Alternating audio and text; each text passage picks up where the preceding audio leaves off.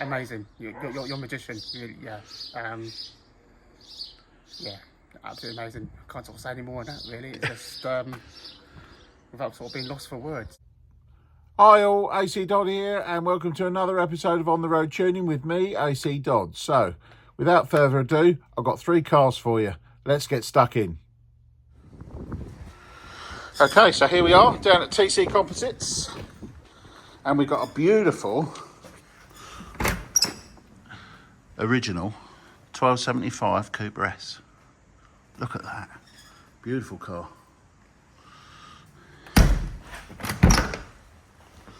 Coming round to the front, all nicely restored. And I'm here today because I've supplied a pair of rebuilt carbs, and my job is to dial it all in. Here's a close-up of the spark plugs. Now for a twin carb car, that's really good. So I'm glad to see that the carbs are rebuilt, or at least on the engine and running clean and even. So that's done a few hundred miles on those plugs, so my job is to see if we can improve on that. Okay, I'm just waiting for the engine to warm up. What we have done is we looked at the HT leads on it, and we had about 22k of resistance between the coil and the plug, so new set of leads and a different cap.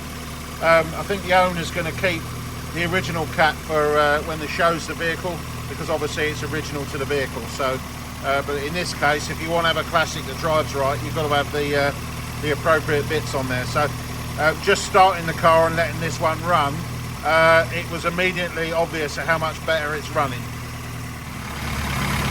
It's nice to see this car. I'm just checking the dwell angle. The owner tells me he set it to 60 degrees. And he wasn't lying. Look at that, spot on. Okay, so got this one done. 3 hours working on the carbs. So yeah, major problems. So I just couldn't get enough fuel out of it. So in the end, I had to change the end needles for a pair of GGs. We went for some 8114 dampers. I even had to take the air filters out, trying to get enough fuel out of it. But I got a fueling curve in the end, which at least is not going to kill the engine. So is it perfect? No. But I'll tell you what, goes a lot better than it did before. So let's set the owner out in it and see what he thinks. Okay, so today we got another Metro. Some of you might recognise this one. It's on the show circuit. This is a Metro 1000 HLE. Lovely car, beautiful condition, very nice, very original. And it's the one with the E in the gear lever. So it's the high geared HLE version. And under the bonnet we have the old high compression 998 A+, but set up for economy. It's got some aftermarket bits on it, so the inlet manifold's been changed, and we've got a tubular exhaust and a Maniflow exhaust, but everything else is standard. HIF 38 carb with the economy lean out system on it. We've got an upgraded 65D distributor, electronic coil, and what we've also got is poor starting and just generally very poor running. So let's have a word with the owner and see what he tells us and why he's called us here. Hi Neil. Hi, you alright? Right, this is Neil's lovely Metro 1000 HLE. So why have you called me down today, Neil? Well, it's performance really. It's having problems sometimes starting up. Have no end of issues with it. It'll start when it wants to start, not when I want it to start. Yeah. Okay. And yeah, when I'm sort of driving as well, when I'm sort of doing sort of first, second gear, or just sort of start as if it's got like no power wearing out. Yeah. And sometimes up the top end as well. If I'm in the top gear, which is the E gear on this car. Yeah, yeah. Which is equivalent of fourth gear. Higher ratio, obviously HLE. It's almost like again it runs out of power, so I have to go into third to like get some power to go. And the same when I sort of go in off roundabouts or into junctions, you're third into second. Again, you're bogging down. Okay, all right. So performance, reliability. I take the car out to shows, and when I say to shows, not just local shows. I like taking them to Joe's further field, and to do that I need to drive the car. At the moment the confidence is very low. Yeah, okay. So right. I don't want to be stuck on the side of the road. So this is where I've said to viewers before, some of the reasons why people don't drive their cars because they haven't got confidence in them, and that's because they run very poorly. So I think this one falls into that boat. So let's get this one sorted out and see what we find. Thank you. So having a first look under the bonnet, I've only run the engine to get some temperature into it, but there's a few things that we first need to get fixed before we can start tuning.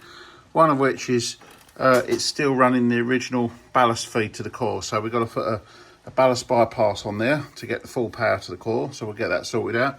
It's also running 6 spark plugs, so I'll have a look, see how they're burning, and we'll figure we might come down to some 5s yet. I also need to check the advance curve that's in that distributor because that's an aftermarket one. Coming over to the carburettor and the manifold, the servo takeoff that would be used on a different version of the car is not used on this one, but the plug that's in the manifold is loose, so we need to obviously seal that up to stop any air leaks.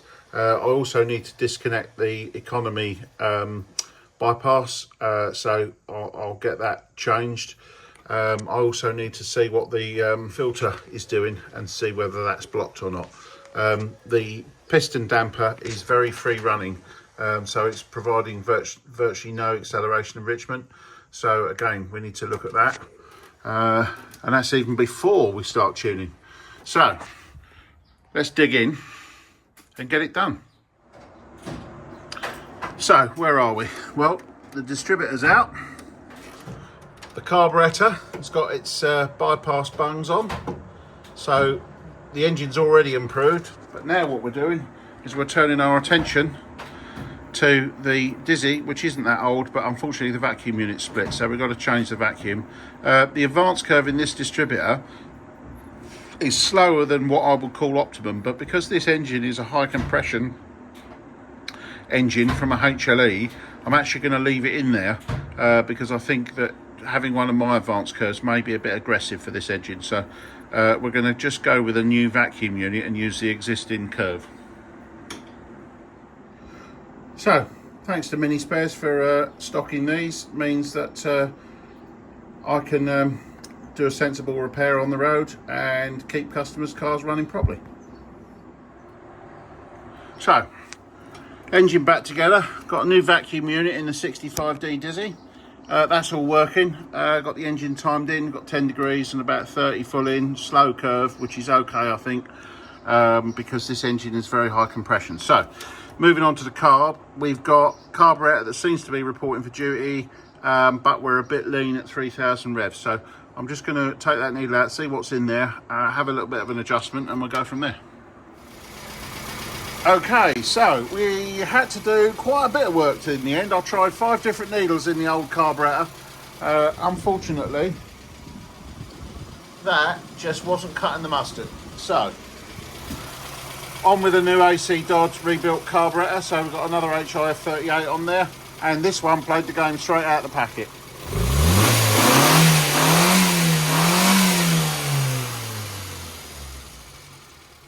So this is all ready for test drive. All right, Neil, so you've been out for a test drive. I certainly have. What's it like now? Can you see? It's the smile. How do I describe that? Amazing. You're a magician. Yeah. Yeah, absolutely amazing. I can't sort of say any more on that, really. It's just, without sort of being lost for words, it picks up. I just went out for a test drive. I went up one of the sort of access roads to our estate here, onto a sort of slightly busier road. Dropped into second as I was approaching the exit. Saw it was clear. Put my foot down. Wham! Went. Excellent. None of this sort of stutter. So all that fluffiness has gone, and all that worry about will it go when you put your foot down has gone. Exactly. Wonderful. Yeah. More power. It certainly feels more power. Yeah, excellent. Yeah, and nice part throttle as well. So you notice it just cruise very as well. So, Excellent. All right. Yeah, well, sorry we had to do a carburettor in the end, but obviously some cars needed it, and unfortunately, whatever I did with yours, your old one, was unfortunately putting its middle finger up at me. It's just one of those things. Sometimes, you can give it a go, but sometimes you have to draw a line. Yeah, and then we had to draw that line and just go for it. But, as soon as we fitted the new carb, it was amazingly good out of the box, which is sometimes it happens. Yeah, exactly. I mean, also it's a case of if you're going to do a job, let's do it properly. Yeah, absolutely. And it's worth it. It's worth the investment. Excellent. And that car's going to be enjoyed now, and it's going to go to hopefully maybe a local show on Sunday. Excellent. And then it's the BMC and Leyland show on Sunday the 14th. When at Gaydon. Okay, excellent. Well, if anybody else is watching and they're going to go to the Gaydon show, then you might see that. Anyway, as ever. Would you recommend this to anyone else? Oh, absolutely. Yeah, definitely. 100%. Yeah. Excellent. Thank you very much. Anyway, thanks for calling me out and letting me work on such a nice car. Yeah, thank you very much. My pleasure. So, today we find ourselves in Taunton and to this nice little Mini, which is unfortunately not running right now. So the first job we've got to do with this one is get it going. But, very nice anyway. So let's look under the bonnet. So under the bonnet we've got the usual powerhouse 998 A plus engine. So carb looks fresh, not sure if it is. But first of all, like always, let's go and speak to the owner and get them to tell us what's up with it. Okay, so this is Jake. So Jake owns this car. He's already said that it's not running this morning, but why else have you called us down? Tune up. Just general insight into what you can do and make the car great. Okay, so in terms of how it has been running when it was running, how was it running? It had flat spots in it. Yep. Just lack of power really. Okay, all right. It's kind of the usual ailment. So what we'll do is let's get stuck in and see what we can find. I do. So, starting first, as I always do, looking at the coil. Coil appears to be the right one. So it's got 1.3 ohms of resistance, so it appears to be a low ohm coil for ballast system. It's got the ballast cable connected, so that should at least be working, and it's also got a points dizzy. So what we now need to do is to see why it's not firing. So we'll go through, make sure there's a spark, check the HT lead resistances, check the spark plugs, etc., and obviously the points, and see where we can find an issue. Okay, so one of our first problems we can see there is the spark plugs, one of which is the spark plug gap is absolutely huge, as we can see there. Should be 25 thou on this. The next thing is we're running Champion N9 wires, which will be fine if it was a 1275 engine, but being as it's a 998, the heat ranges, these are just simply too cold. And then obviously following on from that, we can see that they're very, very black. Okay, so that's running rich, or potentially running rich. So what we now need to do is to change the plugs for a hotter running plug, also set the gaps right, and then pay particular attention to when this first cranks over, that the mixture is not too rich, so we don't foul the new plugs. Right, the next thing I found is we've got about 7k in the HT lead, so I'm going to, although not massively over high resistance, I usually use about 1 to 2k per lead, so I'm going to change these leads for a new set, along with the plugs, and then we'll turn our attention to the distributor and the points. Okay, so what we're going to do now is a cold start. This hasn't started, so this is stone cold. It's an engine that's not been running. We put some fresh fuel in it. I've changed the plugs and leads, checked the coil. So let's pull the choke out and crank it. It's got no fuel, so it's got to pump up first. So let's go.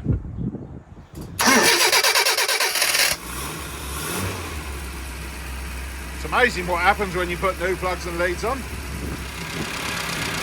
So on closer inspection, this engine in this car has been changed. So it's actually an older A series engine. So in terms of the distributor, it's running the free-sliding points, and one of the problems you get with these older aftermarket, or say the older Dizzies, but the aftermarket replacements is the dwell angle. You don't get enough dwell on the points really to give you full coil charge time. So I'm going to adjust the gap small to try and make up for it, to try and make that a bit more spark energy. The way round it really is, well, I haven't really found a way around it apart from using an original Lucas Dizzy, but the reality is if you just change it to a ballistic, an electronic setup with a variable dwell and a high power coil, you get a better system anyway. So for now, what I'm going to do with this one is just adjust it to get the biggest dwell I can, and then leave it there. So, in order to change the dwell angle, we need to look at the points gap, and as you can see there, it's a touch on the large side, but not massively so. So what I'm going to do now is probably reduce that in about by about a third to try and get that dwell angle up. Okay, so what I've done there is I've just reduced that, so you can see from the previous shot. So let's put it back together and see what the reading is. I'm also going to put a little bit of grease on the cam because, as you can see, that's bone dry. So, engine's running again, and we've now got just over 48. So it's not 54 where it's supposed to be, but trying to get 54 on these means that your points gap's got to be nearly closed to get it. So I like to run them about there, which is just under 50, to get the most out of it, which is a considerably smaller gap than you would normally run. So I'd say that was about 10 thou rather than 15 thou. The other benefit of that is you're not, the points won't be moving as fast when they come up together. So you'll actually get a little bit more RPM before you get points bounce. But that's not really applicable to a road car. But anyway, let's move on. Okay, so off camera we just had to take the carburetor off. Whoever rebuilt that before didn't tighten up the main jet underneath, so it all because this is an older carb, this is one that needs to be centered, so the jet wasn't centered on the needle, and hence it wasn't going back into position and jamming the piston.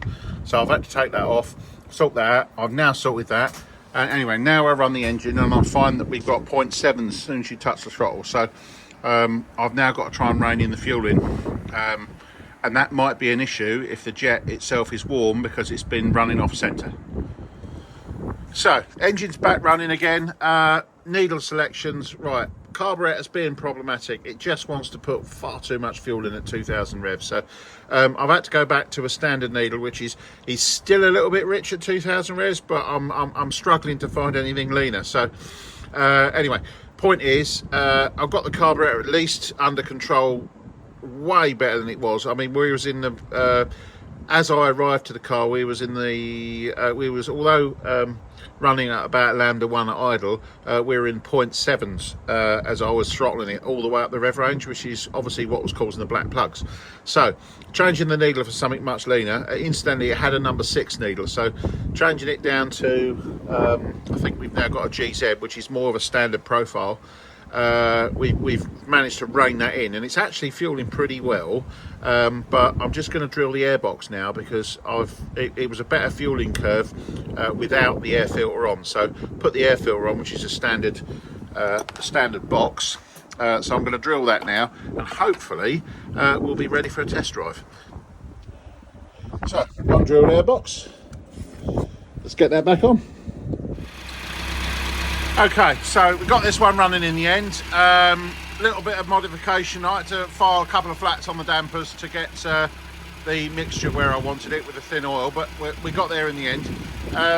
It's not perfect, but with this particular engine, because there's so many issues with it still, the owner, what we've decided is I'll leave it running like it is today, because it needs a clutch sorting out, the advance curve needs doing, the carburetor's playing about, so there's loads of things, and the owner's considering whether he wants to actually change the engine for a bigger one. So my work here today is done simply because the owner wanted this to start and run, which he's now doing, and he also wanted to be able to drive it. So we'll let him go out in it and see what he thinks.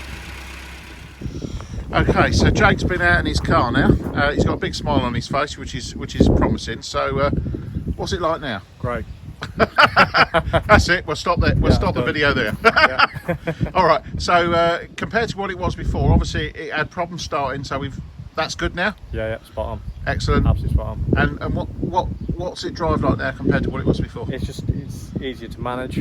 Yeah. So before you had to like feather the throttle, always worrying about stalling. Yeah. Yeah, that's great now. Wonderful. So we solved all those problems. Drives nice. The other thing we said about this car is, I'll just come down here for a minute just to tell the viewers, because there's so many other things that aren't quite right on here, that what we decided was, even though I messed about the carburetor itself is still messing about. The advance curve's wrong, it's got the wrong clutch on it, it's got a short Verto system on it, but with the original pre-Verto clutch. So what I basically advise the customer to do is, let's just get the engine running and then decide what they want to do with it for the long term, so they don't waste their money. All right. So thanks for getting me down, Jake. No worries. That's all right. I appreciate that, and hopefully you can enjoy the car now. Yeah, no, always, will do. Wonderful. Thank you very much. Hopefully you enjoyed that. It's just worth mentioning there on the end that if you call me out to a car that's a non-runner, there is a chance that I can't actually tune that car because there might be problems that can't be fixed with me turning up. So you run that risk. If you book me for a non-runner, then you might, we might be lucky and get it running, but we might also not necessarily have the time or the parts to tune it properly. So we end up with just really getting the car working, but maybe not being able to complete a full tune, etc., because of the time available. So it's something to bear in mind. Anyway, as ever, please like, subscribe and share, and I'll see you on the next one. Thank you very much.